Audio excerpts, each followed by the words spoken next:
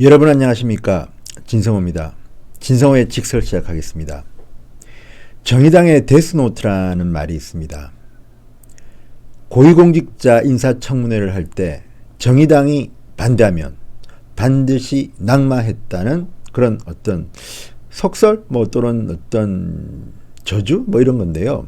어쨌든 정의당의 데스노트에 오른 인사들은 상당히 많이 낙마했습니다.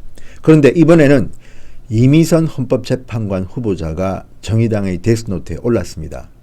그런데 이전과는 좀 다릅니다. 신기록을 세웠습니다. 청문회도 끝나기 전에 정의당의 데스노트에 올랐습니다.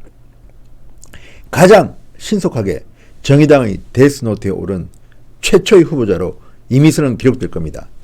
그런데도 문재인 대통령이 임명을 고집하면 임명할 수 있습니다. 지금 법상 국회가 청문 보고서를 채택하지 않아도 반대를 해도 대통령이 시간만 지나면 자동적으로 임명을 강행할 수 있습니다. 과연 그렇게 될까요? 정의당의 데스노트에 올랐습니다.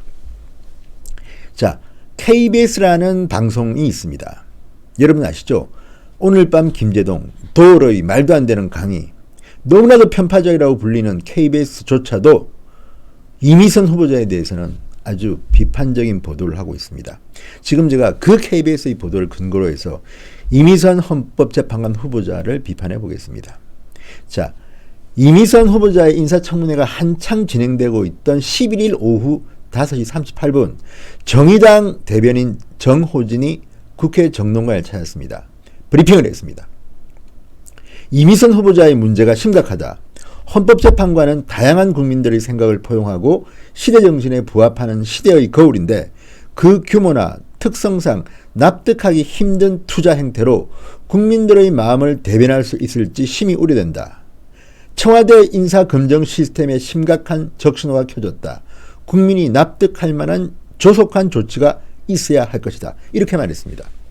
요 하나하나 분석해보면요. 첫째, 이미선은 헌법재판관으로 상당히 부적절하다. 데스노트에 올렸습니다. 그리고 청와대의 인사검증 시스템에 심각한 적신호가 켜졌다. 국민이 납득할 만한 조속한 조치가 있어야 할 것이다. 조국 민정수석에 대한 비판입니다. 직접적으로 이름을 거명하지 않았지만 청와대 인사검증 시스템에 적신호가 켜졌고 국민이 납득할 만한 조속한 조치가 있어야 할 것이라고 말했습니다.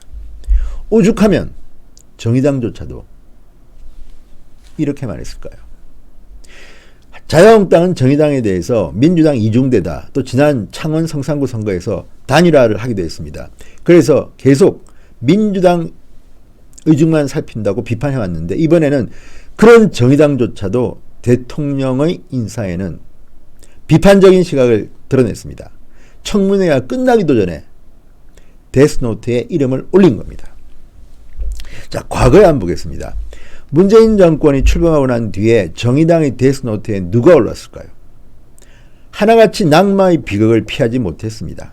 안경환 법무부 장관 후보자, 조대엽 고용노동부 장관 후보자, 박성진 중소벤처기업부 장관 후보자, 박기영 과학기술혁신본부장, 김기식 전 금융감독원장, 최근에는 최동호 국토교통부 장관 후보자까지 정의당의 데스노트에 오른 사람들은 줄줄이 낙마했습니다.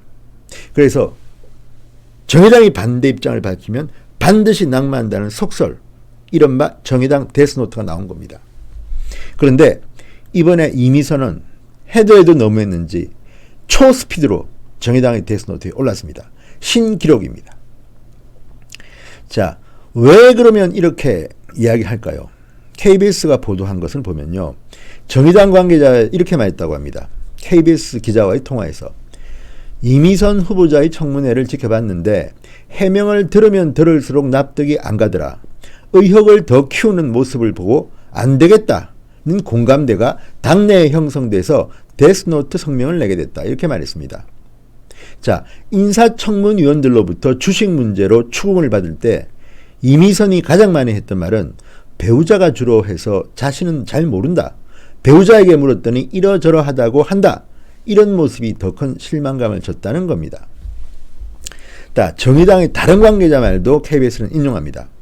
배우자가 이미선 후보자의 동의를 받아 이 후보자 명의로 투자를 하는 것은 불법은 아니지만 수억 원이나 되는 돈을 그것도 단타로 매매한다는 게 국민들에게 어떻게 보였겠느냐.